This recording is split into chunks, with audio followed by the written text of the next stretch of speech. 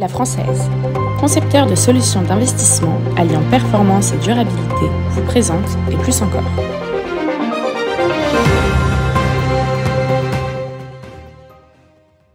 Le Money Time dans le monde du sport, c'est cet instant où tout peut basculer d'un côté ou de l'autre. C'est un moment de grande incertitude et disons-le clairement, aussi bien pour les conseillers que pour les clients, l'incertitude, on n'aime pas ça. Aujourd'hui, assurément, on est dans le Money Time, que l'on parle du niveau des taux d'intérêt par les banques centrales ou que l'on parle du marché immobilier. Alors aujourd'hui, on va essayer de vous informer et de vous éclairer. Bienvenue sur le plateau de Et plus encore, le magazine des professionnels de la finance et de la gestion de patrimoine. Tout de suite, générique.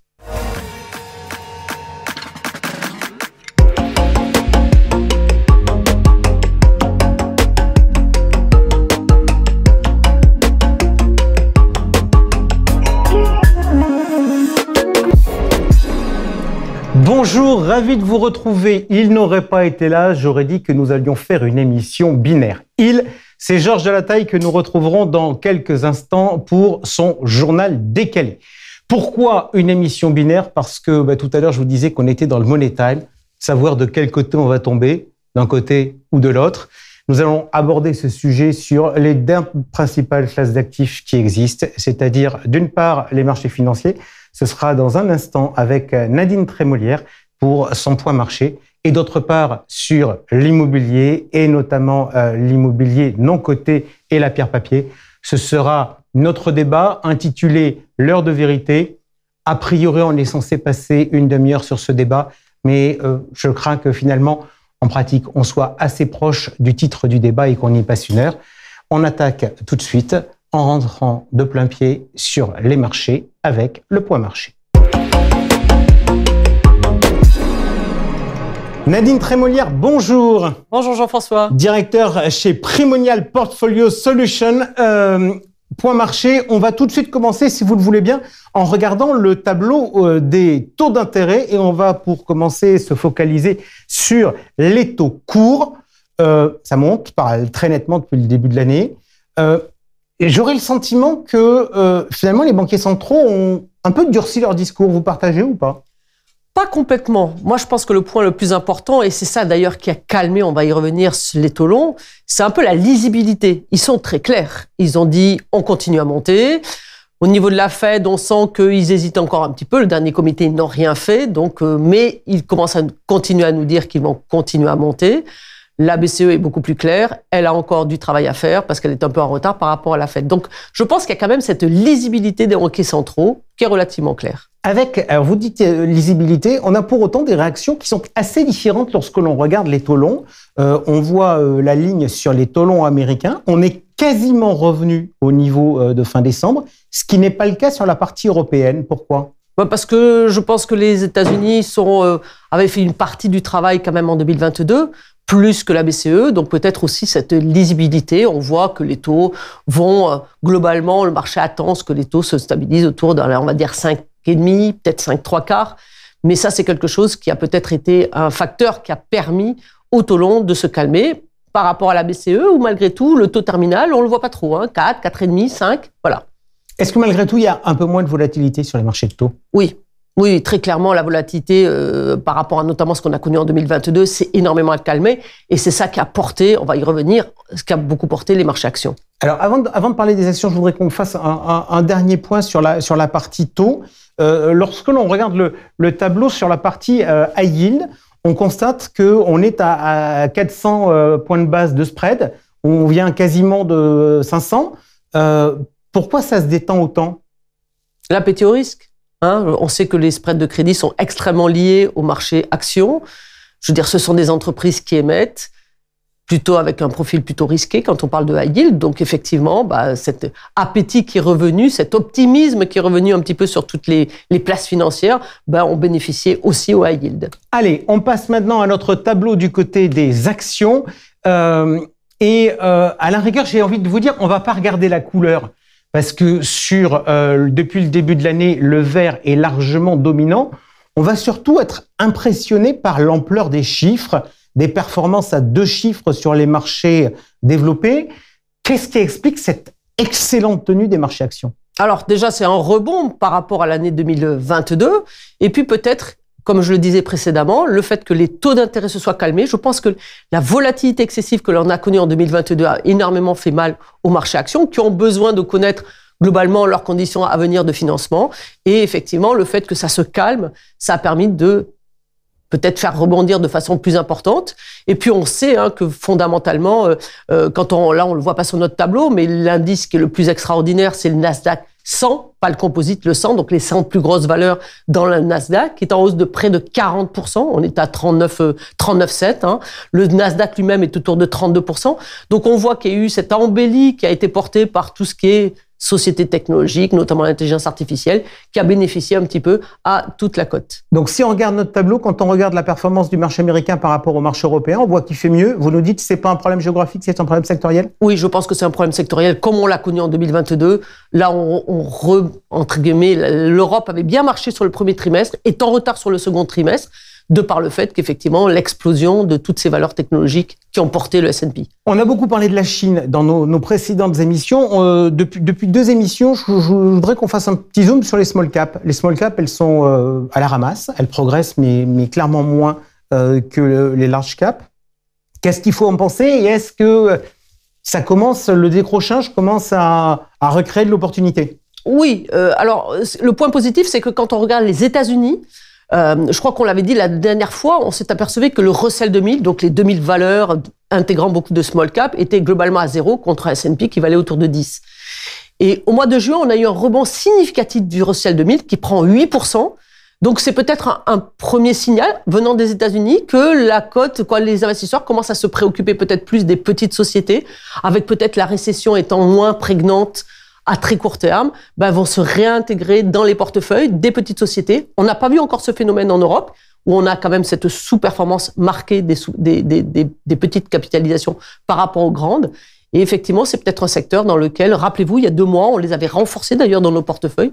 Mais pour moi, ça reste très clairement un call sur l'été ou tout au moins l'automne arrivant. Ok, justement, on va tout de suite passer au portefeuille. Donc, dans les opérations, le mois dernier, on avait fait une opération sur les fonds datés en augmentant cette position et en désensibilisant.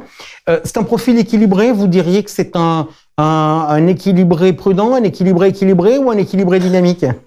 Je pense que c'est un équilibré équilibré. On a 20% d'actions, malgré tout, en direct. On a 10% de private equity. Donc, on a quand même, et puis on a 15% de fonds datés. Dans ces fonds datés, on vous l'avait dit, on a quand même des fonds qui sont avec du high yield. Donc, on a cette sensibilité, on va dire, au high yield qui est quand même non négligeable. On a un portefeuille qui, on va dire, 50% très peu risqué, puis 50% malgré tout dans lequel il y a un petit peu de moteur de performance. Qu'est-ce qui fait la perf ce mois-ci? Très clairement, les fonds internationaux. On a 2 fonds sur le développement durable notamment, et on bénéficie aussi d'un fonds multi-stratégie qui a bénéficié aussi de la partie technologique. On est au mois de juillet, est-ce qu'on fait des opérations pour l'été? Non, on va passer l'été avec notre profil équilibré, comme vous dites. Et je pense qu'a priori, on devrait pouvoir passer l'été sans trop de difficultés. Ok, merci beaucoup Nadine. Bonnes vacances, on se retrouve à la rentrée. Et tout de suite, on retrouve Georges Delataille pour le Journal décalé.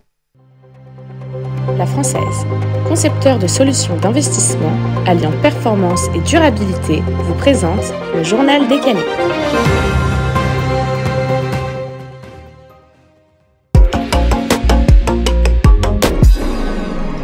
Pour débuter, parlons de hausse des taux. La hausse des taux courts et la forte inflation font les bonnes affaires du livret A. Son taux est déjà de 3%. Il a dépassé les 400 milliards d'euros d'encours. Son taux devrait être révisé à la hausse le 1er août. On aura l'annonce mi-juillet. On le saura en fonction du dernier chiffre de l'inflation. On a déjà certaines idées et la formule devrait le situer autour de 4%. Mais est-ce que le gouverneur de la Banque de France va suivre ce taux ou recommander d'autres choses? On a quelques éléments d'indice. A priori, ça sera plutôt non. Pourquoi? D'abord parce que cette hausse d'1 point générerait un surcoût non négligeable pour les établissements fonciers, les bailleurs sociaux, pour les PME, pour les collectivités locales. Autre problème, des taux élevés, effet d'aubaine, on aura envie d'épargner, alors qu'au contraire, aujourd'hui, on a besoin que les Français dépensent, que les Français consomment. Troisième point, l'inflation est orientée plutôt à la baisse, donc une hausse pourrait être un mauvais signal et une mauvaise idée, un décalage par rapport à la tendance à venir. Le ministre de l'économie pourrait donc choisir d'aller à mi-chemin et d'annoncer un taux à 3,5%, sachant que avec le livret A se pose une autre question, la question du fonds en euros. Pendant des semaines, des mois, presque des années, on vous a dit les assureurs coupent les accès au fonds en euros, restreignent l'accès au fonds en euros, et ce n'est plus le cas. Maintenant, ils veulent collecter sur ces fameux fonds, mais on n'attrape pas les mouches avec du vinaigre, c'est une très belle expression. En 2022, le rendement moyen des fonds en euros a grimpé de 1,3 à 2% selon France Assureur. Vous pourriez penser, c'est super logique, hausse des taux, hausse du fonds en euros, mais en fait non. Pourquoi ? Parce que le fonds en euros a une masse très conséquente et ce sont seulement les nouvelles collectes qui vont sur ces taux élevés. Ces nouvelles collectes étant très faibles, c'est un peu compliqué. Du coup, comment font les assureurs ? Ils sont obligés de doper le taux de ces fonds en euros en allant piocher dans leurs réserves. Le problème, c'est que certains n'ont plus de réserves, donc on se retrouve avec un marché vraiment coupé en deux. Ceux qui avaient encore des réserves et qui pouvaient connecter, qui peuvent vraiment doper les taux, versus ceux qui n'ont plus de réserves et qui sont un peu bloqués, entre autres, souvent les contrats associatifs. Pour 2023, les taux devraient continuer à augmenter, mais ça ne sera pas exceptionnel. Et je peux en revanche vous annoncer déjà les grands gagnants, les rares qui ont lancé des nouveaux fonds en euros en 2022 ou 2023, qui eux profitent à fond de ces nouveaux taux et qui du coup vont avoir des taux canons autour de 4%. Enfin, les grands perdants, qui sait, ce sont les fonds en euros dynamiques et surtout les fonds euro-croissance. Alors Georges, plusieurs remarques puisque vous parlez de gagnants et de perdants. Première remarque, les encours du livret A et du LDDS viennent de repasser au-dessus des encours des dépôts à vue des particuliers. Alors le grand perdant, naturellement, ce sont les banquiers. Pourquoi ? Parce qu'ils ont moins de ressources par le phénomène de la centralisation et surtout, ils ont une ressource qui leur coûte beaucoup plus cher. Deux, moi j'adore le discours sur le grand retour du fonds en euros, mais pardon, on ne le voit pas dans les chiffres. Lorsqu'on regarde les stats de France Assureur pour le mois de mai, on constate quoi ? Les fonds en euros ont continué de décollecter à hauteur de 3,2 milliards. Et puisque l'on parle de chiffres, toujours selon les chiffres de France Assureur, depuis le début de l'année, l'assurance vie affiche une collecte nette de 2,7 milliards, mais là-dedans, il y a 2,3 milliards qui correspondent au PER. Bref, on a un peu le sentiment que l'assurance vie traditionnelle a clairement passé sa phase de maturité et qu'elle est peut-être rentrée en phase de déclin. On aura certainement l'occasion d'en reparler. Je voulais parler d'un autre sujet qui est l'AMF, un sujet qui vous tient à cœur, Jean-François, et qui a publié ses orientations stratégiques pour la période 2023-2027 avec un nom sans équivoque, Impact 2027. Très concrètement, il fixe deux axes transversaux forts. Premièrement, être un régulateur exigeant pour une place financière de premier plan et deuxièmement, avoir une action internationale forte. Si on va un peu plus dans le détail, il y a plusieurs priorités thématiques qui ont été fixées. La première, je vous invente rien, protéger les épargnants. Avec cette période, avec à la fois la montée en puissance de la digitalisation, la montée en puissance des réseaux sociaux, on a beaucoup parlé des influenceurs qu'il fallait mieux encadrer. Protéger les épargnants, c'est s'assurer qu'ils auront un bon rapport qualité-prix. Je vous fais tout de suite le parallèle avec la RIS, mais pour une fois, je n'en parlerai pas. Deuxième sujet, promouvoir une finance plus verte. Encore une fois, un sujet quasiment marronnier, mais très important. Les règles actuelles sont pas toujours très claires, pas toujours très faciles à interpréter. L'objectif, c'est d'avoir des règles claires, des règles simples pour qu'on les utilise. Troisièmement, accompagner l'innovation. C'est un sujet très vague, c'est un sujet très large parce que l'innovation, ça peut être, imaginons, des crypto-monnaies dans l'assurance vie. Ça peut être de l'intelligence artificielle, ça peut être des sujets qu'on n'imagine même pas aujourd'hui. Donc vraiment, être organisé pour pouvoir l'accompagner. Bref, l'AMF a une vraie volonté de suivre les évolutions du marché. On aura l'occasion de voir dans les actes si ça se concrétise. Vous avez raison, les discours c'est joli, les actes c'est beaucoup mieux, il n'y a que ça qui compte. Cela dit, et entre nous, et vous auriez pu nous parler de la RIS, parce que moi il y a quand même un truc qui me fait mourir de rire, c'est que tout le monde aborde le sujet de la RIS sur la problématique historique du conflit d'intérêts, alors que franchement, à mon sens, c'est quand même beaucoup plus aujourd'hui le niveau des frais qui interpelle les régulateurs, et on le voit sur le sujet du placement financier, et ça concerne également... à mon sens, d'autres secteurs. RIS, on en a beaucoup parlé. On a aussi beaucoup parlé ces derniers mois de la DDA, de MiFID, etc. Et bien, ce mois-ci, on va changer. Nous allons parler de l'autorité de la concurrence qui a rendu en juin un rapport, son avis sur le marché de l'entremise immobilière et de la loi Hoguet. À mon grand étonnement, cette loi Hoguet, elle est très âgée. Elle est bien plus âgée que moi, peut-être même que vous, Jean-François. Elle a plus de 50 ans et elle mérite donc un toilettage. L'autorité de la concurrence fait plusieurs recommandations. La première, c'est instaurer une obligation de dresser dans le mandat une liste exhaustive, qu'on sache exactement ce qu'il y a dedans. Deuxièmement, uniformiser les règles d'affichage des annonces. Troisièmement, soumettre les plateformes de diffusion d'annonces en ligne immobilières à ces mêmes règles d'affichage et entre autres un certain nombre de règles prévues depuis 2017 qui ne sont pas toujours impliquées. Quatrièmement, imposer l'élaboration d'une fiche récapitulative du dossier de diagnostic technique pour le rendre compréhensible. Effectivement, aujourd'hui, je mets au défi quiconque de le comprendre. Mettre à disposition du public à titre gratuit les données des notaires et pas seulement les données de DVF. Supprimer l'interdiction faite aux notaires de mettre en avant des annonces immobilières dans leur vitrine pour qu'ils puissent faire comme les agents immobiliers et mettre en avant l'immobilier et assouplir la loi Hoguet. Mais surtout, ils soulèvent un autre point. Ils disent que nous avons un problème en France, les fameux frais d'agence. Selon leur étude, ils sont en moyenne de 5,78%. TTC en France en 2022 versus 4% dans le reste de l'Union européenne. Du coup, ils nous disent il faut uniformiser par le bas, mettre tout le monde à 4%. Ça permettra quoi? D'économiser 3 milliards d'euros, de rendre 3 milliards d'euros aux consommateurs. Mais ils ne parlent pas d'un autre sujet, les fameux frais de notaire, dont d'ailleurs le nom est un peu galvaudé, parce qu'en fait, ces frais de notaire, qu'une toute petite partie va au notaire et la grande majorité va à l'État.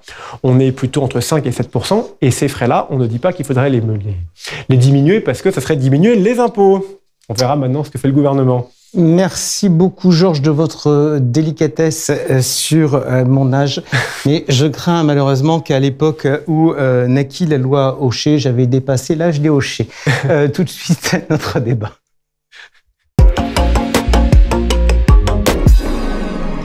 Allez, c'est l'heure de vérité pour la pierre-papier pour parler. On va, alors, l'heure, je ne sais pas si on va faire exactement une heure, mais on fera, j'espère, un peu moins. En tout cas, on va rentrer très clairement dans le fond des dossiers. Avec nous, comme à l'accoutumée, notre équipe d'experts immobiliers, dirigeants des principales sociétés de gestion françaises. Philippe Depoux de La Française REM. Philippe, bonjour. Bonjour.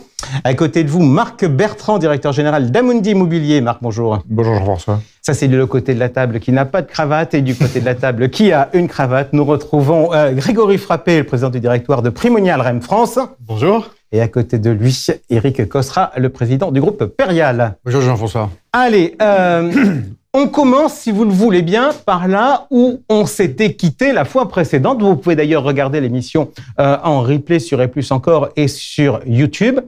On avait, à la fin de l'émission précédente, parlé des différences en faisant la comparaison entre les sociétés civiles et les SCPI en termes de performance. Et j'avais donné une conclusion qui était de dire, concernant l'évolution du marché immobilier, a priori, ce seront les sociétés civiles qui seront les plus réactives au mouvement des marchés. On va donc commencer, si vous le voulez bien, par un petit tour de table pour savoir ce qui s'est passé en ce début d'année sur vos sociétés civiles. Et je commence avec vous, Grégory Frappé. Il y a dans l'offre de Primonial REM 2 sociétés civiles. Une qui est principalement investie en bureau, c'est Capimo. Une qui est désormais dédiée à la santé, c'est Cap Santé. Début d'année, qu'est-ce qui s'est passé? Alors écoutez, vous avez raison de dire, chez Primonial REM, on a souhaité une gamme d'unités de compte. La performance de cette gamme, c'est à la fois l'évolution des valeurs en capital et le rendement généré par les investissements qui sont capitalisés. Alors Capimo, c'est pas simplement une SC de bureau, c'est une SC généraliste qui va essayer de chercher quels sont les trends de long terme. Elle a été créée en 2011. Depuis 2011, elle a généré près de 100% de performance, c'est-à-dire que sa valeur liquidative a augmenté de 100%. Elle a démarré l'année en devant absorber le mark-to-market de ses sous-jacents. Donc, les taux ont décompressé de 300 points de base et la valeur de notre UC a corrigé de 1,82% à date. On attend les campagnes d'expertise du mois de juin et du mois de septembre. Et ensuite, on va voir les moteurs de la performance de l'immobilier et on pense que sur longue période, on va recommencer à constituer une performance par année civile de l'ordre de 4%.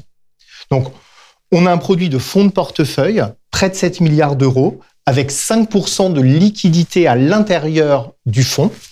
Et puis, l'absorption de ce choc de marché est maintenant les moteurs de la performance. À côté de ça, on a voulu compléter par Cap Santé. Alors là, c'est les méga trends que l'on identifie sur l'immobilier de santé. C'est une SCI nouvelle, plus spécialisée, complémentaire de Capimo, mais pour lesquelles elle investit à un bon moment du cycle. Elle a collecté plus de 600 millions d'euros depuis le début de l'année. On va les orienter sur un deal dont on aura peut-être l'occasion de parler, avec là une performance absolue qui sera très supérieure à celle des produits de taux et très compétitive. Et ma petite conclusion, ça sera de dire, moi j'ai du mal à commenter la performance semaine après semaine. Nous, on essaye de traduire nos convictions sur des durées de détention de 8 ans. Et sur des durées de détention de 8 ans, on est, on l'espère, surperformant pour une exposition immobilière. Ok, parfait. En tout cas, sur le court terme et donc sur une logique de mark to market, on commence à avoir des pressions sur les prix. Marc Bertrand, je me tourne vers vous. La SC chez Amundi Immobilier, c'est Tangram. Tangram, oui. Donc, on est à peu près sur le même territoire de performance légèrement négatif depuis le début de l'année. Quelque chose sur lequel Grégory a souligné, mais qui est passé probablement un petit peu vite. Le début d'année, notamment quand il y a un peu de décalage de valeur, il est toujours un peu cruel parce que, en fait, la performance, le coupon, n'a pas le temps de tamponner ces écarts de valeur. Donc, la performance en tout début d'année, elle est composée principalement de la variation de valeur et elle n'est pas encore amortie par l'effet loyer. Voilà. Donc, mais on est sur le même terrain. Nous, pour ce qui nous concerne, c'est un fonds qui est plus un fonds, on va dire, d'allocation immobilière qui vise une grande diversification des placements dans la durée. Philippe Depoux, à la Française, on avait parlé la création de la mère des mères, la première SC, c'était chez vous, Multimo. Ça donne quoi ? Alors, ça donne jusqu'à présent des résultats positifs, mais c'est un peu particulier puisque l'ensemble de la plupart de nos véhicules SC sont en valeur de retrait. Et donc, à l'intérieur de ces véhicules-là, il y a finalement assez peu d'immeubles en direct, mais beaucoup de parts des meilleurs SCPI de la place. Et donc, l'évaluation est liée évidemment à la valorisation des SCPI. On y reviendra un petit peu plus tard. Et donc on est plutôt protégé de ce côté-là. Là, ça c'est pour Multimo et Multimo Durable qui sont des multigestions. Et après, on a cette spécialité aussi d'avoir quelques SC dédiés à des assureurs avec lesquels on travaille, je dirais véhicule par véhicule. Mais globalement, plutôt bonne résilience jusqu'à présent. Après, on va regarder effectivement les évaluations à mi-année et la deuxième partie de l'année. Ok, tout ça, je peux me permettre pour justement, on a tous toujours tendance à se dire que quand on a un chiffre, une vérité, je dis toujours que c'est faux et que quand on a un chiffre, il faut savoir ce qui se cache. Moi, je retiens techniquement 2 choses pour l'instant de ce que vous venez de me dire d'un point de vue pédagogique pour les conseillers en gestion de patrimoine. La première chose, c'est que la performance d'une SC qui investit en direct a un effet différent selon la prise en compte du coupon, selon le premier trimestre et selon l'année entière, ce qui est effectivement tout à fait compréhensible. Et la deuxième chose que je retiens, Philippe, dans ce que vous venez de dire, c'est qu'il ne faut pas forcément tout à fait comparer les SC qui sont investis en direct, avec des expertises en direct, et des SC qui font de la multigestion, qui sont investis dans des SCPI, qui ont donc, en termes de valorisation, des règles qui sont un peu différentes. Éric Cosra, je me tourne vers vous. Chez Perial, c'est Perial Or au carbone. Résultat depuis le début de l'année ? Alors, on est en territoire positif depuis le début de l'année. On a connu effectivement avec le 31 décembre, l'effet coupon dont parlait Marc. Nous, on est encore une SCI assez confidentielle, mais à fort potentiel. Nous sommes exclusivement investis dans des actifs immobiliers. Donc, nous n'avons pas de titre de participation ou de SCPI. Et nous avons récemment investi donc à Bruxelles et à Bordeaux, donc cette année, puisque nous avons une stratégie bas carbone sur nos actifs. D'accord. Et vous avez beaucoup de cash ? On a du cash. Donc en termes là encore d'évaluation, ça impacte les choses. Ok, ça c'était le premier tour de piste pour rebondir sur ce qu'on avait dit lors de l'émission précédente. On va donc maintenant rentrer dans l'état du marché immobilier. Allez, je commence avec vous, Philippe, parce que si je fais référence à la dernière émission, on avait eu un débat sur la saisonnalité des transactions et vous nous aviez dit, de toute manière, le début d'année, c'est toujours un peu triste. Il y a le MIPI, mais en général, ça s'améliore. Alors, Il a fait très beau, MIPIM, et je pense qu'on a dû un peu s'endormir sur la plage. Non, la vérité, pour être sérieux, effectivement, on se le rappelle tous, on a eu un premier trimestre qui n'était pas bon. Sur deux terrains, sur le terrain de l'investissement et sur le terrain locatif, les chiffres étaient quand même plutôt en baisse. Juste quand on dit pas bon, on parle de volume ou on parle de prix? Alors là, je parlais volume. Je parlais effectivement volume. Les prix, je pense qu'on l'évoquera tout à l'heure. Mais rien que sur les volumes, on avait une baisse généralisée en Europe, plutôt moins, premier trimestre, plutôt moins violente en France que dans d'autres pays, notamment l'Allemagne et l'Angleterre, qui sont les deux autres très gros marchés de l'Europe. Et sur le locatif, c'était un peu la même chose. En fait, les volumes étaient moins 33% de baisse. Donc là, moins de prise à bail. On n'a pas encore les statistiques officielles du premier semestre. Ce qui ressort, moi, de mes discussions avec le monde des brokers, c'est qu'a priori, on a un marché de l'investissement qui reste encalaminé, qui reste sur des niveaux plutôt bas, et on a un marché locatif qui a plutôt repris, plutôt bon signe, parce que je trouve que je préfère qu'un marché locatif se redresse. Normalement, c'est le prélude au redressement du marché de l'investissement, parce qu'un immeuble vide, évidemment, ça pose des problèmes de valeur. Donc, nous, on constate, en tout cas, sur le marché de l'investissement, on y reviendra, on a une collecte positive. Donc, on a été un investisseur important sur le premier semestre, et il y a beaucoup de produits, il y a peu d'acheteurs, et donc il y a une assez grande place à la discussion sur les prix qui sont clairement en train de s'ajuster. Ok, alors je constate d'un point de vue linguistique l'usage de termes, nous avons mis dans notre synthé léthargique, j'ai noté encalaminé. Éric Cosra, est-ce que vous dites que depuis le début de l'année, ça s'est amélioré ou que c'est pire en termes de marché? Je crois qu'il n'y a pas eu d'évolution significative. On est dans un momentum qui est compliqué, non pas lié au sous-jacent immobilier ou au marché de l'immobilier, mais à l'impact de l'augmentation des taux d'intérêt. Et tant que nous n'avons pas une stabilisation des taux d'intérêt, il est compliqué d'avoir un marché qui se reprice, c'est-à-dire avec des acquéreurs et des vendeurs qui se mettent d'accord sur un prix en tenant compte des nouveaux taux. Et donc nous avons un sujet, on a pensé que ça allait s'éclairer après le MIPIM. On voit bien qu'on a encore une augmentation des taux qui va se faire par la BCE avant les vacances. Et toute la question est de savoir est-ce que cela va continuer ou se stabiliser à la rentrée de manière à avoir un environnement financier plus stable sur lequel les acquéreurs et les vendeurs immobiliers pourront faire des affaires. Marc Bertrand, je rebondis sur les deux interventions de Philippe Depoux et de Éric Cosra pour vous poser la question suivante. Est-ce qu'aujourd'hui, le sujet de la pierre papier, c'est un sujet immobilier, c'est-à-dire la difficulté de trouver des locataires, de faire vivre les immeubles qu'on a en portefeuille, ou est-ce que c'est un sujet financier qui est lié au niveau des taux d'intérêt?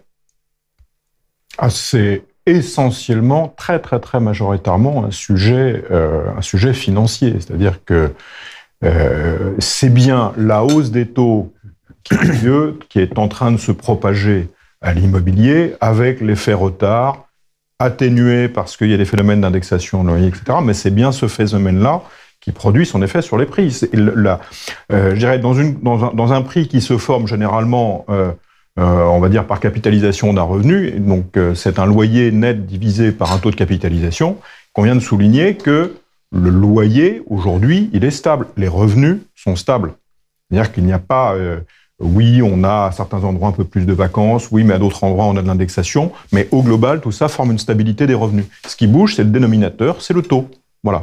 Et là-dessus, pour prolonger un tout petit peu ce que disait Eric, c'est vrai que comme cette propagation est en cours de l'effet taux dans le marché, ce qui se passe ressemble un petit peu à une apnée de marché, c'est-à-dire que personne ne se positionne parce qu'on ne sait pas exactement quelle est en transition de phase, à quel endroit ça va atterrir exactement. Donc la première chose, c'est quand on a le choix, on reste l'arme au pied, et c'est l'attentisme des investisseurs. Voilà. Donc les volumes se réduisent, et quand on y aura la poussière va retomber un peu, on aura de nouveau des transactions, et les références se multiplieront, qui permettra aux experts d'y voir plus clair et aux acheteurs d'avoir des références sur lesquelles s'appuyer. Ok, alors, marché en apnée, il y en a un qui bouge, qui a annoncé un gros deal. C'est vous, Grégory Frappé, sur le secteur de la santé, avec le rachat d'Icade Santé. On a annoncé l'opération, elle se fait bientôt ? Alors, elle devrait se finaliser demain. Moi, je partage ce qu'ont dit mes précédents collègues, c'est que l'absence de visibilité sur la trajectoire des taux des banques centrales crée une difficulté pour les investisseurs de savoir quelle doit être la rémunération des risques spécifiques de l'immobilier. Et ça se cristallise spécifiquement sur l'immobilier de bureau, où il y a une absence de transactions véritablement de référence, à l'exception du secteur du luxe dans le QCA. Et je voudrais pas que cette absence de transactions fasse dire que la logique de conservation attaque trop significativement la valeur des actifs. Dans ce contexte difficile à lire sur l'immobilier de bureau, nous, on a regardé comment orienter l'épargne et il nous a semblé fondamental de financer les infrastructures de santé pour accompagner le vieillissement, la dépendance et surtout permettre d'aligner la performance financière et extra-financière. Dans nos rêves les plus fous, on cherchait un objet à acquérir et c'est suite à l'échec de l'IPO d'ICAD Santé où on a essayé de construire un deal en maintenant une grande partie des actionnaires en place pour reprendre près de 7 milliards d'euros d'immobilier de santé avec la portabilité de la dette en place qui avait été faite dans des conditions assez extraordinaires autour de 1,30%. On a réussi à mobiliser l'ensemble des équipes et on va surtout réinternaliser les compétences de l'équipe d'ICAD Santé.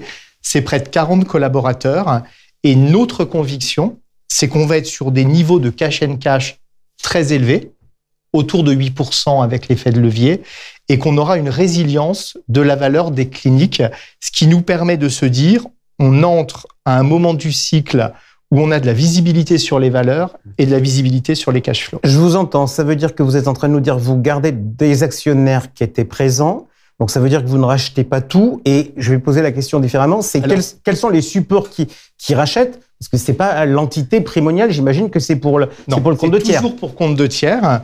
On va reprendre en gestion 7 milliards d'euros d'actifs, mais au niveau actionnarial, on ne va assurer que la liquidité d'ICAD dans ICAD Santé, c'est-à-dire en maintenant les 50% d'autres actionnaires qui sont des minoritaires, qui sont des institutionnels, qui sont les grands assureurs de la place. Et ça va aller où? Capimo Cap Santé, d'après ce que... Alors c'est essentiellement Cap Santé. Capimo également, parce qu'on a besoin de ce nouveau moteur de performance pour redresser la situation. Et on voit qu'on a un bon point d'entrée sur ce sous-jacent. Et puis également un certain nombre d'investisseurs institutionnels français qui nous font confiance pour nous accompagner à hauteur d'environ 100 millions d'euros dans ce véhicule. Ok, je poursuis justement sur les actualités. Éric Cosra, je me tourne vers vous. J'ai vu une actualité avec le lancement de Perial Investissement et Développement. C'est quoi? Alors, c'est l'autre activité de Perial. Il y a Perial Asset Management qui gère les CPI et OPEPCI et notre SCI Perial Eurocarbone. Nous avons une autre activité qui était une activité de développement. Et donc, nous avons rebaptisé Perial Développement en Perial Investment et Development, puisque nous comptons profiter des opportunités du marché, et Dieu sait s'il en a justement avec un marché baissier, pour pouvoir acheter des immeubles dans de bonnes conditions, soit les rénover en bureaux, soit les transformer en autres usages et créer de la valeur. Nous sommes dans des profils de produits qui sont très différents de la SCPI, qui sont des SCPI, des produits de rendement. Et là, nous allons créer pour des clients institutionnels et de family office des produits de création de valeur, ce qu'on appelle les produits value-add. Et est-ce que c'est une tendance lourde de l'immobilier, justement dans un environnement de remontée des taux d'intérêt, de se dire que le rendement va être peut-être plus concurrencé par d'autres produits et que le value-add est donc un moyen de se distinguer? Pour moi, il n'y a pas d'antagonisme. On a parlé de rendement, on a parlé de la situation locative et des loyers qui se tiennent. On a justement les SCPI dont c'est l'objectif essentiel est de distribuer. On voit qu'il n'y a pas de sujet à l'heure actuelle et que les SCPI résistent très bien. Après ça, vous avez la partie valorisation et il est important aussi que nous puissions profiter des opportunités de marché, c'est-à-dire avec des baisses de valeur d'actifs, notamment lorsqu'ils sont obsolètes, et de pouvoir profiter à la fois du baisse marché, de l'obsolescence des actifs pour pouvoir les restructurer et les revendre dans de bonnes conditions. Ok, allez, on revient justement sur la pierre papier. On va faire un petit tour de table pour parler de la collecte depuis le début de l'année. L'ASPIM avait publié ses chiffres. On évoquait tout à l'heure les chiffres qu'on n'avait pas encore sur le marché de l'investissement sur le second semestre. Nous n'avons pour l'instant que les chiffres du premier trimestre de la part de l'ASPIM. 2,4 milliards de collecte nette pour les SCPI. Quelle est la tendance chez vous aujourd'hui? Je commence avec vous, Marc Bertrand. Alors, le premier trimestre, effectivement, était légèrement positif. D'ailleurs, les tout premiers mois. Aujourd'hui, la collecte, là, pour le coup, c'est beaucoup ralenti. Donc, les flux entrants, mais dans une collecte dans la collecte en général, il faut regarder deux choses, c'est les flux entrants et les flux sortants. Ce qui caractérise le marché, c'est que les flux entrants sont de plus en plus faibles. Parce que, bien entendu, il y a des produits d'épargne aujourd'hui qui ont des taux attractifs, une fiscalité, etc. Enfin bref. Et puis on va le dire aussi ouvertement, il y a de la part des banques, une volonté assez nette de garder l'argent dans leur bilan. Oui. Donc et ça crée des produits d'épargne de bilan qui sont très compétitifs. Donc, mais donc les flux entrants, au jour d'aujourd'hui, se sont quasiment taris. Les flux sortants sont à des niveaux très faibles. Les particuliers conservent le produit, notamment quand ils ont fait des montages à crédit avec un taux d'endettement autour de 1%. Le revenu étant là, l'effet de levier, il est toujours là. Ok. Grégory Frappé, la collecte? Très bon premier trimestre.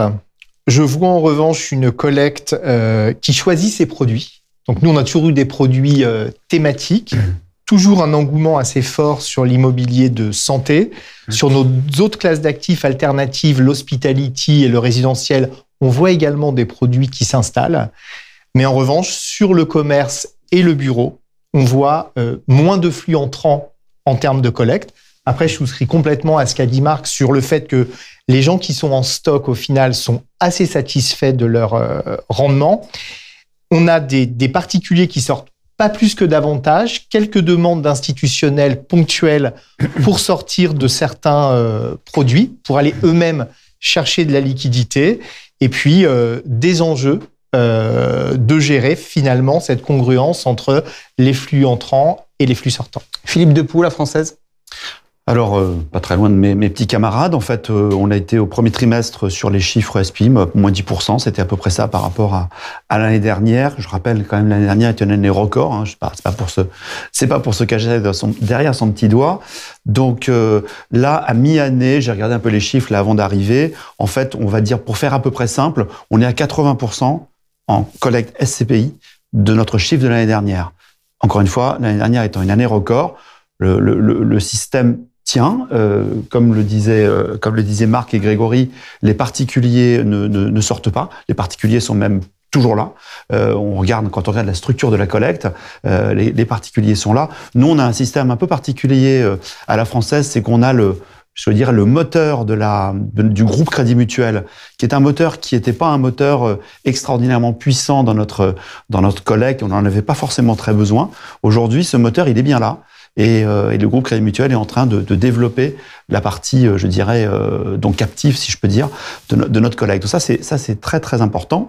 Et puis, voilà, et on a, sur les thématiques, comme disait Grégory, clairement, nous, on a notamment, trois thématiques qui marchent plutôt bien en SCPI. C'est la santé, parce qu'on a un véhicule alors beaucoup moins important que celui de Grégory, mais qui est en forte collecte. SCPI lancé il y a 1 an, on est à plus de 130 millions de collecte, et ça continue et ça monte. Donc on achète beaucoup sur ce véhicule-là.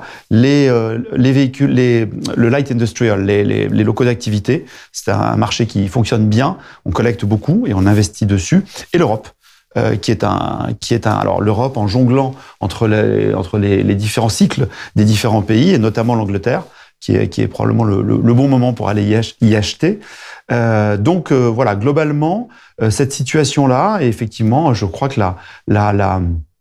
on a effectivement de la décollecte sur notamment de la part des assureurs, pour les raisons qui étaient évoquées, sur des sujets de leurs propres produits bilanciels, la concurrence. Mais donc pour l'instant, voilà, on est sur ces chiffres-là. Ok. Si je vous pose la question de la collecte, c'est en fait pour arriver sur le sujet qui intéresse tout le monde, c'est le sujet de la liquidité. Alors, si on est en assurance vie, c'est à l'assureur de le faire. Mais si on est en revanche en dehors de l'assurance vie, à la base, de toute manière, le produit n'est pas structuré pour être liquide. Aujourd'hui, quelles sont les règles qui existent pour assurer la liquidité? Et je vais commencer par, plutôt que de faire de la théorie, par commencer avec vous, Grégory Frappé, parce que vous l'avez dit tout à l'heure, des SCPI spécialisées. Vous en avez notamment une sur le commerce. Et on sait que le commerce a été une classe d'actifs qui a particulièrement souffert au moment de la crise du Covid, puisque les magasins étaient fermés et tout le monde se posait des questions, et tous les investisseurs qui étaient dans le commerce se disaient est-ce que je dois garder, est-ce que je dois sortir, etc. Comment on gère ce genre de situation et comment vous l'avez géré à l'époque? Déjà, effectivement, dire que le commerce a été très largement attaqué ces dernières années par l'émergence de nouveaux modes de distribution, par la crise des gilets jaunes, par la crise sanitaire. Plus récemment, et j'adresse toute mon amitié aux commerçants s'ils nous écoutent, par les émeutes qui secouent la société ces derniers jours. La première façon de gérer la liquidité, c'est de gérer les actifs. Et de gérer les actifs pour essayer de faire en sorte d'avoir le rendement qui soit proche des attentes des investisseurs. On est d'accord que ça, c'est du long terme, du moyen long terme. Voilà. Non, mais ce que je veux dire, c'est très important pour que les investisseurs aient envie de rester sur le long terme, c'est de s'approcher de la performance cible. On était à 4,50 au moment du lancement du fonds avant tous ces sujets. On est autour de 3,85, donc peu ou prou. On voit quand même que la sélection des actifs en pied d'immeuble sur des très beaux retail parks a tenu. Le deuxième sujet, c'est que le produit SCPI, c'est un produit dont la liquidité est extrinsèque, comme un appartement ou comme un investissement locatif. C'est-à-dire, il faut un souscripteur pour assurer la liquidité du sortant. On a vu à l'évidence que les flux entrants étaient moins importants compte tenu de la situation spécifique du commerce. Après, une fois qu'on a dit ça, la SCPI, c'est un produit très sophistiqué sur les mécanismes de gestion de la liquidité et on a toute une gamme de solutions pour parvenir à la liquidité. La première chose que nous avons fait sur Patrimo Commerce, c'est de mettre en place un fonds de remboursement. Nous avons vendu des bons actifs, doté un fonds de remboursement à partir duquel les gens qui sont dans des situations de besoin de liquidité peuvent l'actionner. En revanche, la liquidité, c'est pas la garantie du prix. C'est-à-dire, elle ne peut pas s'exercer à la valeur de retrait pour que ce ne soit pas incitatif. Donc, on est globalement à 15% de moins que la valeur de retrait. Si jamais le carnet d'ordre devait continuer à être très long, il y a d'autres mécanismes, dont le cas échéant, le fait de dire que la liquidité, ça sera en plus du variable qui peut continuer à vivre, le fait de dire on va faire une bourse d'échange des prix et c'est le marché qui dira comment s'exerce la liquidité. Ma conclusion, c'est de dire il faut bien avoir conscience qu'on rentre sur un produit immobilier, qu'il y a des mécanismes de liquidité, mais que par nature, c'est un investissement de long terme et moins liquide que des produits de taux. Marc Bertrand, la liquidité sur les SCPI? En général Non, pour l'instant, on a une liquidité qui pendant très très longtemps, effectivement, Grégory le disait, on l'oubliait tous parce que ça se faisait globalement en quelques semaines, c'est-à-dire à la fin de chaque mois. Aujourd'hui, on est dans une situation où nous, sur une SCPI, la file d'attente est plutôt de l'ordre de 5 mois, et sur les autres, c'est plutôt on est rendu à 2 mois et ça oscille. Voilà. Bon, voilà. Mais alors maintenant sur pour reformuler, peut-être pour élargir un tout petit peu ce que disait Grégory, on va avoir des mécanismes ajuster le prix. Parce que quand il y a une baisse des prix, c'est le premier mécanisme, avoir un ajustement de prix. Le deuxième mécanisme, c'est effectivement les fonds de remboursement, mais il y a un prix à la liquidité. Un fonds de remboursement s'alimente soit par ponction sur les résultats, je pense que c'est pas la bonne méthode. Par contre, c'est plutôt par cession d'actifs mais il faut protéger et maintenir l'égalité des porteurs, c'est-à-dire qu'il va y avoir un prix à la liquidité si on est obligé de mobiliser les actifs.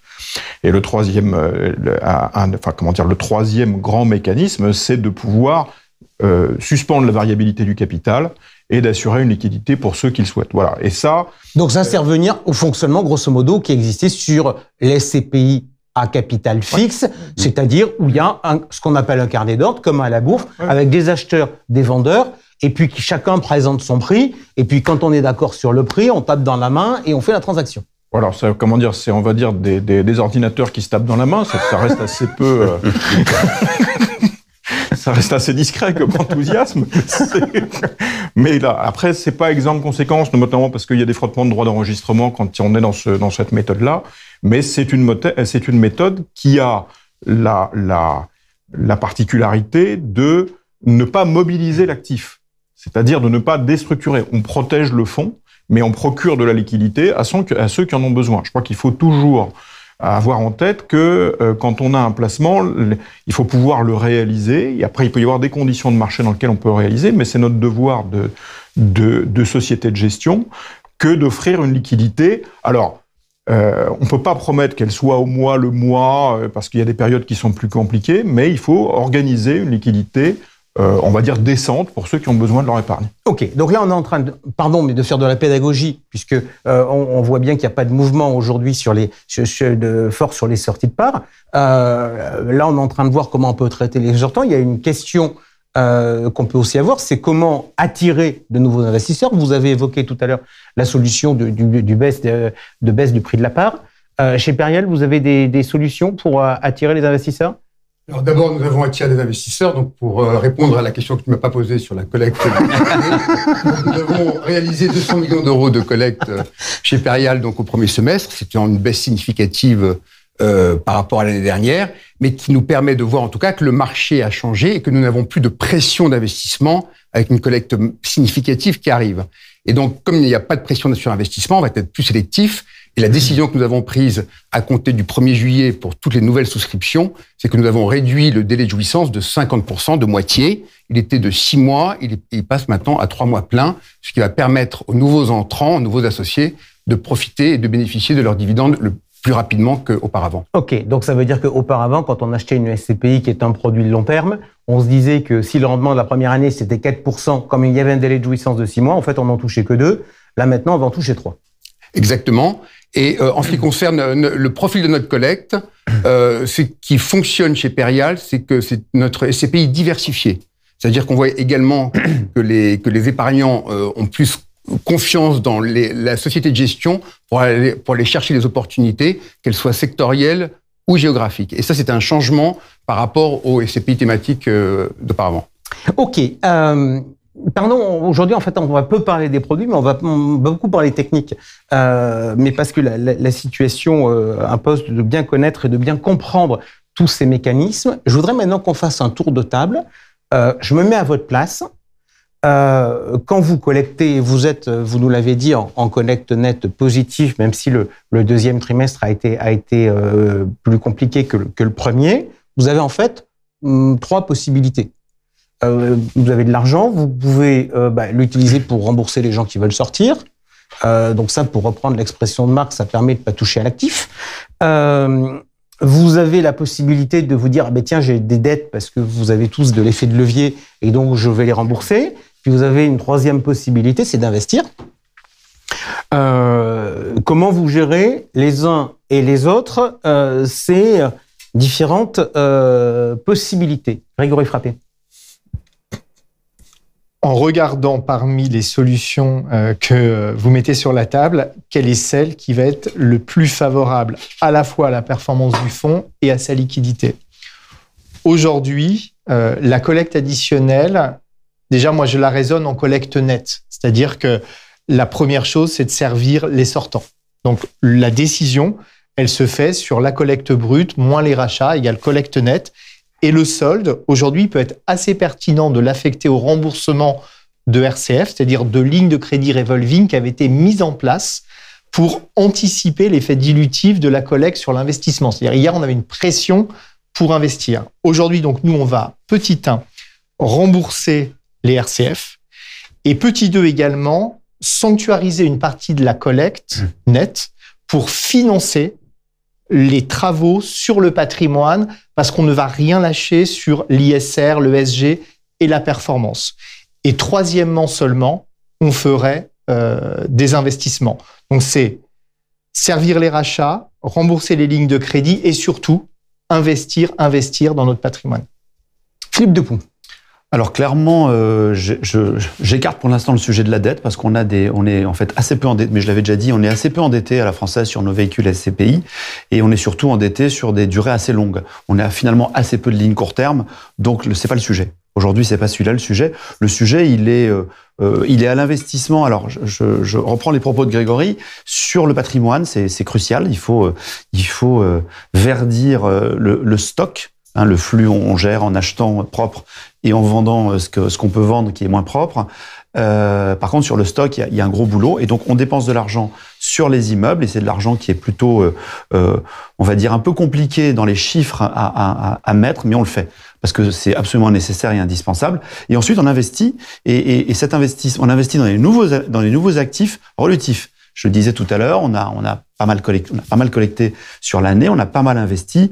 Donc on est sur une tendance qui sera de l'ordre du milliard d'euros d'investissement cette année sur de nouveaux actifs, en diversifiant géographiquement et en typologie de produits, évidemment plus verts que verts, mais surtout sur des rendements qui sont des rendements très relatifs par rapport aux rendements. C'est quoi? C'est 6 5, 6 Alors, je peux citer l'exemple d'un immeuble qu'on est en train d'acheter à Londres West End à 7%.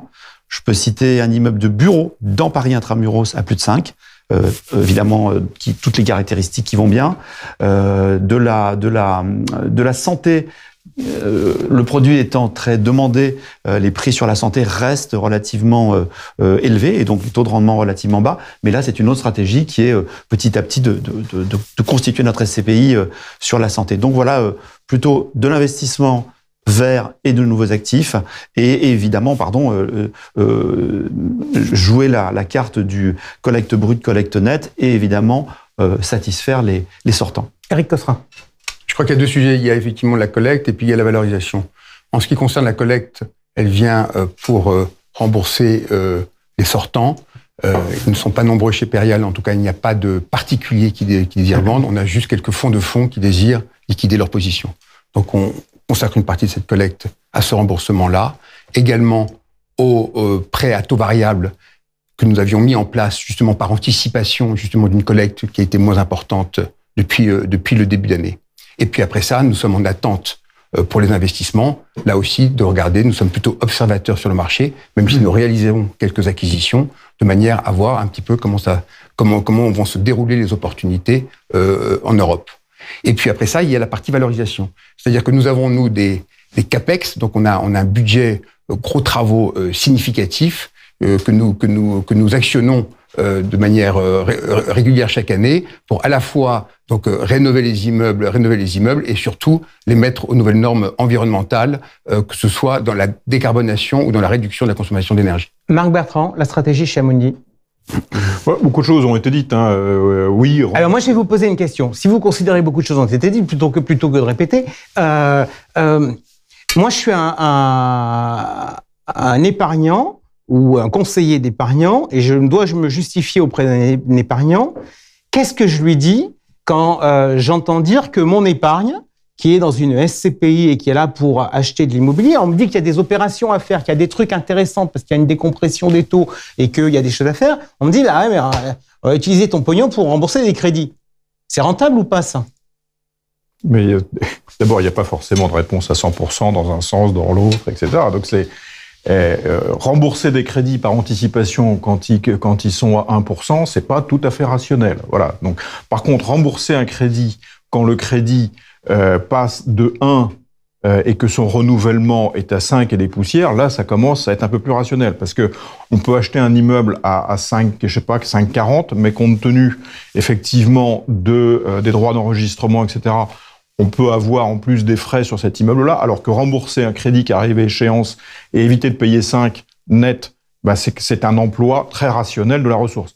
Après, on va pas rembourser à 100% les crédits, on va pas stopper la totalité de l'investissement.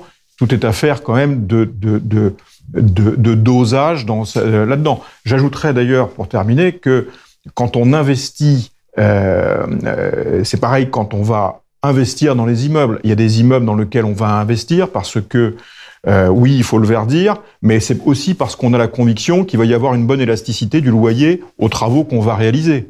Et puis il y en a d'autres où on va se dire, finalement, cette élasticité, elle n'existe pas, donc on va plutôt le diriger vers la sortie. Voilà, donc c'est notre travail au quotidien que de faire ces arbitrages. Et c'est pas Jacques a dit, on fait tout d'un côté et tout de l'autre. Non, c'est justement une réalité de terrain, immeuble par immeuble. Ok, je vous entends tous en train de dire, on va faire des travaux. Dans les immeubles qu'on a, il faut faire vivre le patrimoine, etc. Là encore, pour le client final, c'est pas forcément audible, en se disant, mais tiens... Philippe nous disait il y a un instant, on a trouvé un immeuble à 7%. Comment j'explique à mon client final que plutôt que d'aller acheter des immeubles à 7%, on va mettre de l'argent dans des immeubles existants? C'est rentable ou pas? Je pense que c'est ce que tu viens d'expliquer, c'est-à-dire que c'est au cas par cas. Il y a vraiment des cas, nous, je sais, quand on déroule des BP, où le retour sur investissement, financièrement, je veux dire, on met un coût de capex au mètre carré, ça prend tant de temps, éventuellement pendant ce temps-là, c'est pas loué, et à la sortie, il y a ou pas de l'amélioration locative, ou pas de l'amélioration du taux de sortie. Les taux de sortie, en ce moment, ça bouge pas mal, on peut mettre beaucoup de choses. Donc, on est dans un univers très changeant, mais ce qui est sûr, c'est que si on fait pas, on détruit de la valeur. On détruit de la valeur. C'est pas que ça reste là où c'est qu'on détruit de la valeur. On n'a pas le choix. Oui, je rajouterais même, c'est le soutien à la valorisation. Et donc, évidemment, on va acheter des immeubles à des taux nettement supérieurs au taux moyen des CPI. Maintenant, on va en acheter moins parce qu'on collecte moins. En revanche, il faut surtout, et pour les associés de la SCPI, c'est consolider la croissance récente et protéger le patrimoine existant, puisque les associés investissent dans les SCPI sur le long terme. Et c'est donc dans les actifs existants de se dire qu'est-ce qui est arbitrable parce que de toute façon obsolète et sur lequel on ne trouvera pas de retour sur investissement, et qu'est-ce qui est à améliorer, surtout qu'on a quand même le sujet extrêmement dynamique et structurant dans l'immobilier et qui continue malgré la conjoncture, qui est le verdissement du patrimoine et la réduction des consommations d'énergie. Et ça reste encore d'actualité. On va avoir une pression de plus en plus importante à la fois des pouvoirs publics, de la réglementation, et donc on rentre dans le dur sur ce sujet-là, avec une période qui est moins favorable financièrement, mais sur lequel il va falloir se battre pour avoir un patrimoine sobre et vertueux. Moi, j'entends tout ce qui est dit sur la situation conjoncturelle de court terme. Sur Primopierre, on a fait le choix de la labellisation ISR du patrimoine immobilier. Et on pense aussi qu'on a une responsabilité de travailler nos actifs. Et c'est ce que je disais tout à l'heure, c'est l'alignement de la performance financière et extra-financière. Ça nous engage pour les générations futures. Mais de toute façon, si on ne fait pas ces travaux, pour répondre très concrètement à votre question, on détruit de la valeur aujourd'hui. Il n'y a pas un premium de valorisation aux actifs performants, il y a une perte de valeur pour les actifs qui ne le sont pas. Ok, donc il faut bien que tous les clients comprennent que l'immobilier, il faut investir dans les immeubles et que si on n'investit pas dans les immeubles, on détruit de la valeur. Justement, ça mène à sujet de l'expertise. Comment les experts évaluent les valeurs des immeubles et comment on prend en compte justement cette qualité entre guillemets un peu verte? Est-ce qu'aujourd'hui elle est prise en compte par les experts? Alors, c'est un vrai sujet, c'est un vrai débat, si je peux dire, du moment, puisque factuellement, l'Afrexim a pris position, l'Afrexim, donc l'association des experts immobiliers, a pris la position sur la fameuse valeur verte. Donc aujourd'hui, les experts sont en train d'intégrer dans leur méthode de calcul un bonus-malus pour le côté vert. Alors, je ne vais pas rentrer dans le détail technique, mais c'est en train d'être rentré. Nous, on va être test sur une de nos SCPI qui est labellisée, donc ISR. Donc, a priori, elle sera plutôt bon élève, et donc on va regarder le sujet plutôt, j'espère, par le bonus. Mais oui, c'est complètement pris en compte. Alors, ça l'était de façon un petit peu à l'après-vert. Aujourd'hui, ça va devenir beaucoup plus, je veux dire, méthodique. Et donc, on va, ce que je crois que ce qu'on disait avec Grégory, c'est que là, pour le coup, il y a le bonus ou le malus. Et ça va vraiment venir se mettre en place. Je voudrais juste rajouter quelque chose sur le paysage global. On est dans une période inédite en immobilier où on a 3 vagues qui arrivent en même temps. De l'inflation et des taux élevés, le flex office et le télétravail qui questionnent l'occupation des immeubles et le verdissement des patrimoines. C'est un triple défi qui n'est pas forcément très facile à allier quand on fait nos bilans, quand on regarde finalement, c'est ce que tu disais, au cas par cas, il y a des immeubles, ça pourra le faire, il y a des immeubles, ça pourra pas le faire. C'est pour ça que les fonds value add de transformation d'actifs ont toute je pense, leur place, parce qu'il y a un certain nombre d'actifs sur le marché qui retrouveront jamais d'utilisateurs en bureau, et il faudra absolument faire quelque chose.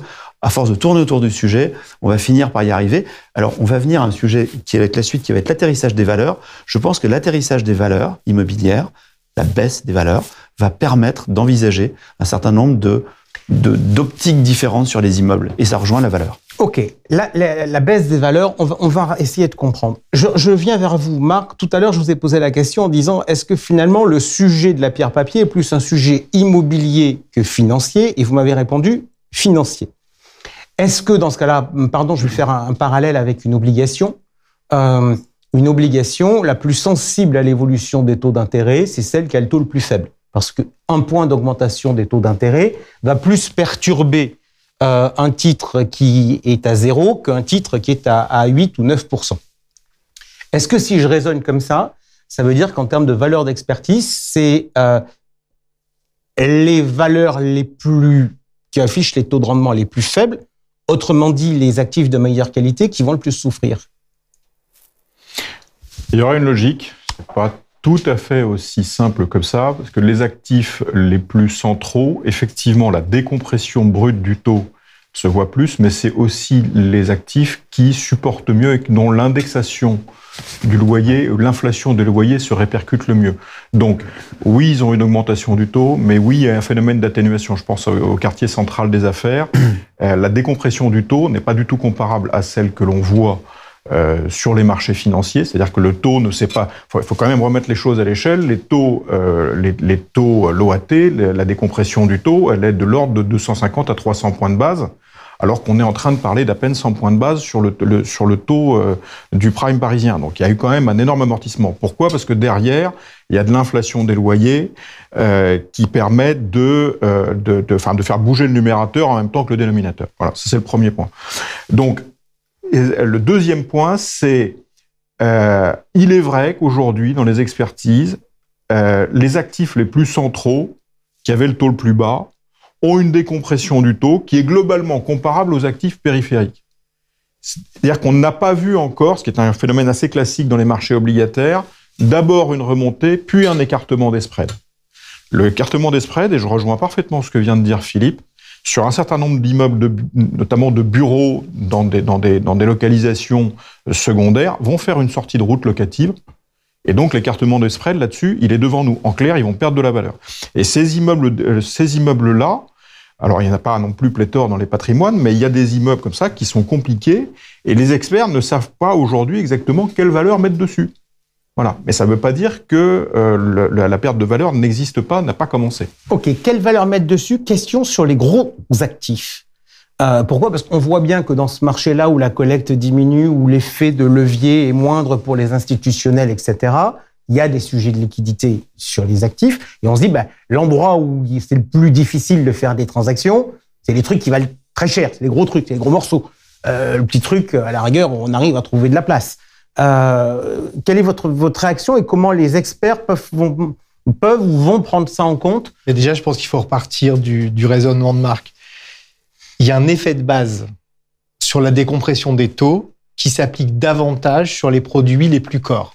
Et c'est un peu contre-intuitif parce que sur les produits plus corps plus, moins qualitatifs, vous allez me dire l'effet de base est moins fort. Mais moi, je suis persuadé que le spread de taux est devant nous et que ces produits-là vont être très durement sanctionnés lorsqu'il y aura des sorties de route locatives. Si je reviens sur les fondamentaux de l'immobilier, c'est une bonne localisation, c'est l'efficience des actifs et c'est la pertinence de l'état locatif. Nous, on a des gros porteurs. Par exemple, le conseil régional à Saint-Ouen. Pied de métro, immeuble neuf, bail du conseil régional sur 12 ans, qui est à mon avis parti pour 24 ans. À court terme, si on me dit que le taux passe de 3,80 à 4,80, on pourrait considérer qu'on détruit de la valeur en capital et on verra comment les évaluateurs vont gérer ce sujet. Mais à titre personnel, je suis très heureux d'avoir cet actif plutôt qu'un actif avec un locataire que je connais pas à 6% et un bail long. Autre exemple, on a le siège de Nestlé qui s'appelle le Shift à Issy-les-Moulineaux. L'immeuble, il est neuf, il est remarquable et Nestlé a une qualité de signature très bonne. Moi, je pense qu'aujourd'hui, on ne peut pas s'exonérer de l'appréciation qui résulte de l'augmentation des taux. Et moi, ce que je trouve rassurant pour nos porteurs, c'est des immeubles bien placés, neufs, bien loués et bien travaillés du point de vue de l'ISR, parce que l'engagement en matière de SCPI, c'est de servir des loyers et de parvenir à les indexer. La règle, Éric Cosras, sur la valorisation des SCPI, sur l'évaluation, c'est quoi?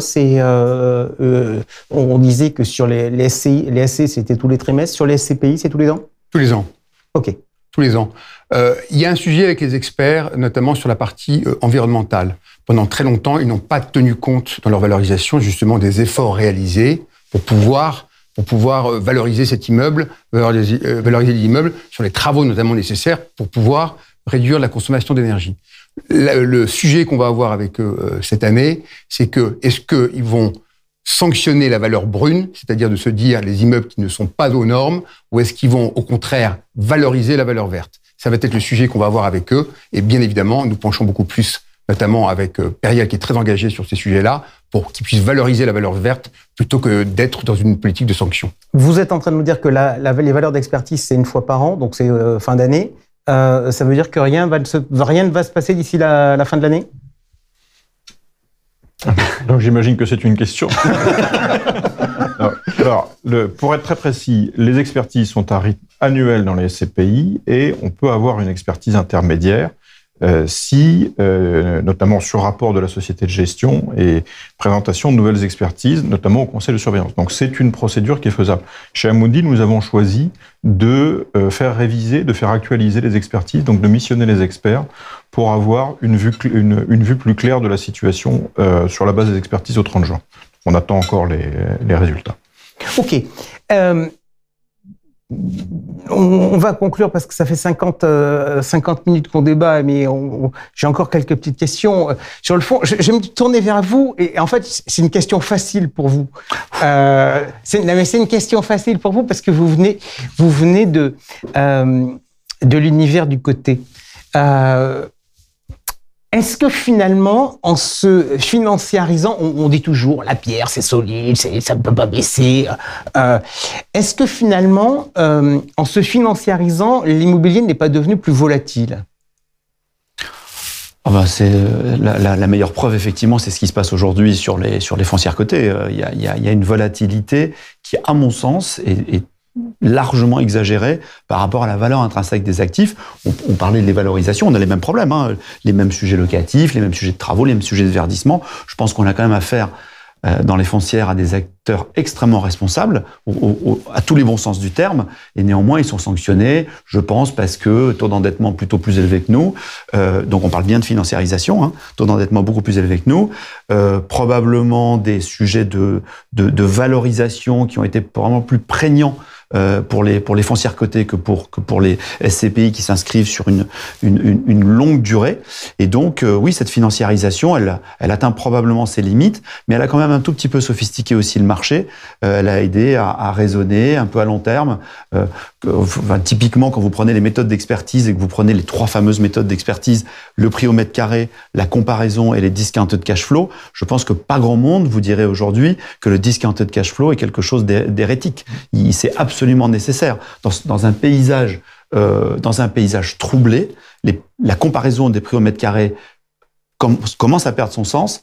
Le taux de capitalisation à un instant donné d'un loyer donné, dans une mouvance de loyer, d'une mouvance de taux, ça atteint ses limites. Et donc le fameux discounted cash flow, qui est une projection à long terme et un recalcul par actualisation me paraît nécessaire. Donc cette financiarisation, elle a amené des choses, elle a amené le sens de la valeur des actifs et comment on les transparaît dans le temps. On parlait de la localisation, mais qui était le fameux location, mais il y a quand même un certain nombre d'autres éléments qui sont plus proches de la financiarisation qu'on a dû prendre en compte. On parlait avec Philippe à l'instant des foncières.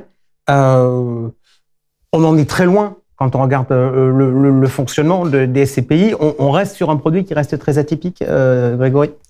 Alors, moi déjà, j'ai coutume de dire que l'immobilier, c'est un refuge, mais que c'est pas une île. Et donc, je prends pas le point de dire que l'immobilier ne peut pas baisser. Ça, je pense que c'est un nettoyage de la pensée qui doit s'opérer. Et en plus, si on a un peu de mémoire, ça a baissé. Voilà. Dans la mémoire de nos carrières, on a tous vu à un moment ou à un autre, en revanche, les prix baisser. C'est un actif réel qui procure un loyer indépendamment de sa valeur et qui peut être indexé et protégé de l'inflation. Après, sur les logiques de valorisation aujourd'hui, c'est finalement un spread de taux par rapport à de l'argent sans risque pour rémunérer des risques spécifiques qui sont la non-permanence de la rente et, le cas échéant, l'obsolescence de l'actif. Donc, il faut toujours avoir en tête qu'on va comparer cette prime de l'immobilier par rapport au prix de l'argent sans risque. Et puis, la dernière chose, c'est qu'il faut regarder sur longue période, parce que sur longue période, c'est souvent en revanche extrêmement performant. Éric Cosra, votre sentiment par rapport à ça, vous nous avez souvent dit que la SCPI était ultra compétitif par rapport aux autres placements. Est-ce qu'on est d'accord pour dire que l'environnement est un peu plus compliqué ? Je crois que la SCPI reste et va rester justement en concurrence avec les autres placements. Maintenant, l'immobilier n'est pas un actif volatile, je pense qu'il faut le dire. Justement, et c'est pour ça que les épargnants viennent dans la SCPI. Néanmoins, il répond à des cycles. Il répond à des cycles immobiliers. Ce sont des cycles longs. Avec plus les cycles longs, plus on a une espèce de perte de mémoire et du coup les réajustements sont beaucoup plus longs. Donc c'est pas un actif volatile, c'est un actif qui est moins liquide puisqu'il n'est pas volatile, mais qui correspond à un besoin des épargnants avec une projection long terme parce que c'est un actif qui s'apprécie sur le long terme. Marc, je vais conclure avec vous avec une question provoque. Pourquoi ? Parce que moi, je suis conseiller, je distribue des produits, je conseille mes clients et je distribue des produits financiers. Et donc, j'ai mes contraintes économiques et j'ai des produits qui me rémunèrent sur le stock. Je pense notamment au SICAV, à l'assurance vie. Et j'ai des produits qui me rémunèrent à la vente. J'ai notamment les SCPI et j'ai notamment les produits structurés. Est-ce que cette situation, si je vous dis aujourd'hui entre SCPI et produits structurés, il n'y a pas beaucoup de match, et est-ce que cette situation devrait amener les producteurs que vous êtes globalement à réfléchir sur le modèle économique de la SCPI ?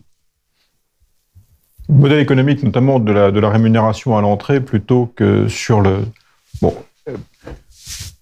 je pense qu'il y a pas mal de vertus quand même à avoir une commission à l'entrée. D'abord, c'est apprécié par les distributeurs et c'est bien légitime.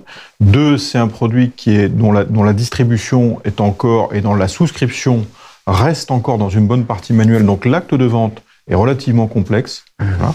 Et par ailleurs, il faut se dire que c'est un produit, on a évoqué les sujets sous de multiples aspects, n'est pas liquide du jour au lendemain et n'a jamais dit qu'il le serait.